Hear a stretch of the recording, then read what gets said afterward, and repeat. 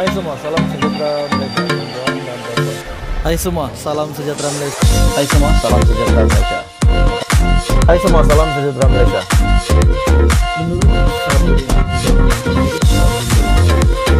Hai semua, salam sejahtera Malaysia. Tuan dan tuan-tuan. Hai semua, selamat pagi, salam sejahtera Malaysia. Pagi ini kita digemparkan dengan satu keputusan mahkamah, satu pendedahan yang sangat mengejutkan, dan ini dinyatakan kepada PAS. Jadi banyak sangat isu terkini berkaitan dengan PAS, parti PAS. Dakwa menyokong LGBT, Mujahid heret PAS ke mahkamah. Akhirnya salah seorang daripada Naib Presiden Amanah, yaitu Mujahir Yusof, telah memfailkan satu lagi saman fitnah terhadap pemimpin PAS. Dan siapakah pemimpin PAS yang terlibat? Ini pasti mengejutkan Hadi Awang juga. Oke, baik, sebelum saya meneruskan, saudara-saudari, mohon kiranya jasa baik Anda semua untuk tekan butang subscribe, like, dan share supaya ramai yang tahu perkembangan-perkembangan politik daripada channel ini. Naib Presiden Amanah, Mujahir Yusof, telah memfailkan saman fitnah terhadap PAS berhubung dakwaan bekas Menteri Agama itu menyokong golongan LGBT, lesbian, gay, bisexual, dan transgender. Peguam Mujahid telah memfailkan writ saman di Mahkamah Tinggi Kuala Lumpur pada 15 Disember tahun lepas. Tindakan sivil itu berkaitan satu hantaran Facebook pada 16 Oktober lepas yang merujuk ketika menjadi Menteri di Jabatan Perdana Menteri yang menjaga hal ehwal agama ketika pentadbiran Pakatan Harapan sebelum ini. Menurut kertas kausa yang dilihat, plaintiff, siapa sebenarnya pemimpin dari PAS ini yang membuat dakwaan begitu? Adakah dakwaan ini hanya main tuduh sahaja ataupun ada dasar yang kukuh? Menurut kenyataan ini, plaintiff yaitu Mujahid yang menamakan Taqiyuddin Hasan selaku Setiausaha Agung PAS sebagai defendant. Dalam pernyataan tuntutannya, dia mendakwa Taqiyuddin ataupun parti PAS dengan niat jahat memuat naik hantaran untuk menjejaskan marwahnya. Dia mendakwa hantaran itu memfitnahnya karena dia tidak pernah menyuarakan sokongan, apa-apa sokongan tidak pernah pun Mujahid menyatakan ataupun menunjukkan bahwa beliau ini menyokong golongan LGBT. Menurutnya juga, ketika menjadi menteri, dia tidak pernah menghalang pihak berkuasa daripada mengambil tindakan terhadap aktivis LGBT atau kalangan yang terlibat dalam kegiatan LGBT. Dan menerusi writ saman yang telah difailkan, dia memohon mahkamah mengarahkan Taqiyuddin ataupun PAS membuat permohonan maaf secara terbuka dan disiarkan dalam akhbar harian Bahasa Malaysia serta laman Facebook parti itu dalam tempoh 14 hari selepas mahkamah membuat keputusan. Dia juga memohon mahkamah mengarahkan mereka memadam kenyataan yang didakwa fitnah itu serta gambarnya dalam hantaran Facebook itu serta mengeluarkan injunksi untuk menghalang mereka daripada mengulangi kenyataan tersebut.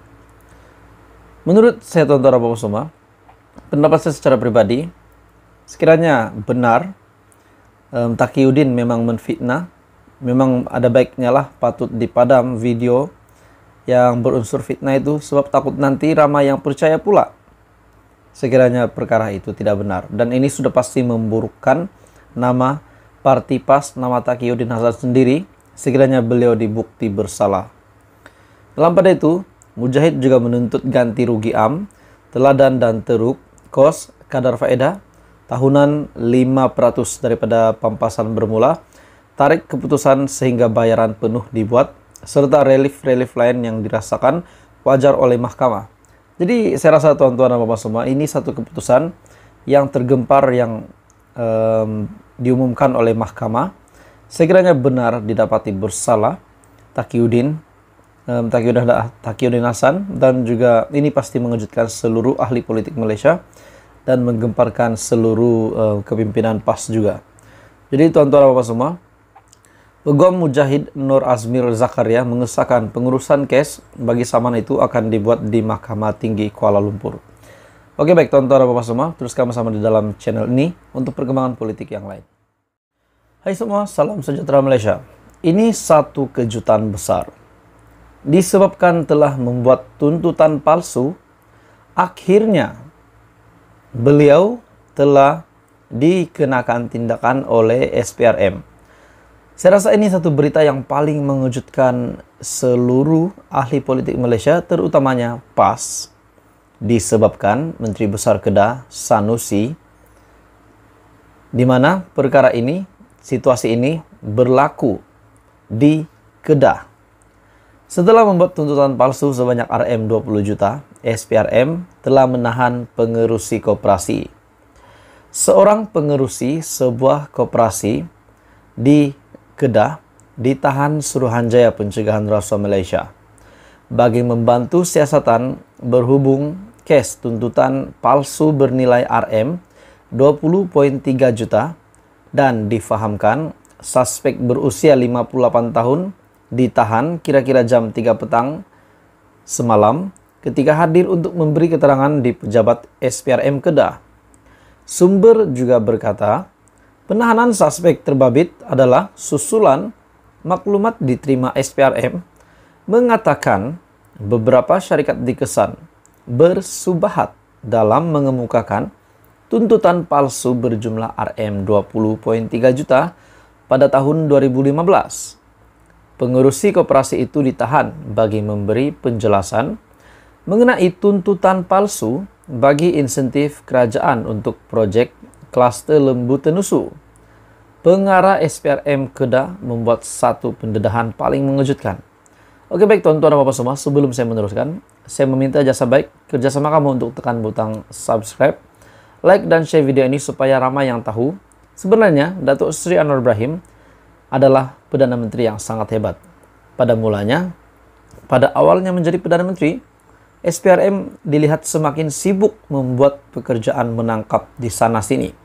Dan baru-baru ini pula di Kedah, pengarah SPRM Kedah, Datuk Syaharum Nizam Abdul Manap, ketika beliau dihubungi, mengesahkan penahanan suspek, namun enggan mengulas lanjut karena siasatan masih dijalankan di pihaknya. Difahamkan beberapa individu penting lagi bakal ditahan SPRM dalam tempoh terdekat bagi membantu kes berkenaan. Sementara itu suspek yang diiringi pegawai SPRM dilihat tiba ke kompleks Mahkamah Alor Star di sini pada jam 8.50 bagi mendapatkan perintah reman. Dalam pada itu, Magistrat Muhammad Zulhilmi Latif membenarkan permohonan reman selama 6 hari terhadap suspek. Rabu lalu juga 2 suspek turut ditahan SPRM bagi membantu siasatan berhubung kes tuntutan palsu berkenaan. Suspek pertama yaitu pengarah syarikat berusia 51 tahun ditahan selepas hadir di pejabat SPRM Kedah pada Selasa, manakala suspek kedua berusia 52 tahun ditahan di kawasan rehat dan rawat ataupun RNR di Simpang Renggam Johor. Difahamkan juga tuntutan itu dibuat kepada Jabatan Perkhidmatan Veteriner bagi bayaran insentif projek penternakan lembu Tenusu di bawah Kluster Tenusu, Entry Point Project 13, Economy Transformation Plan, namun tiada bekalan didapati dibuat. Jadi ini satu lagi penangkapan SPRM yang saya rasa mengejutkan Sanusi sebagai Menteri Besar Kedah. Setelah membuat tuntutan palsu 20 juta, SPRM akhirnya menahan pengurusi koperasi.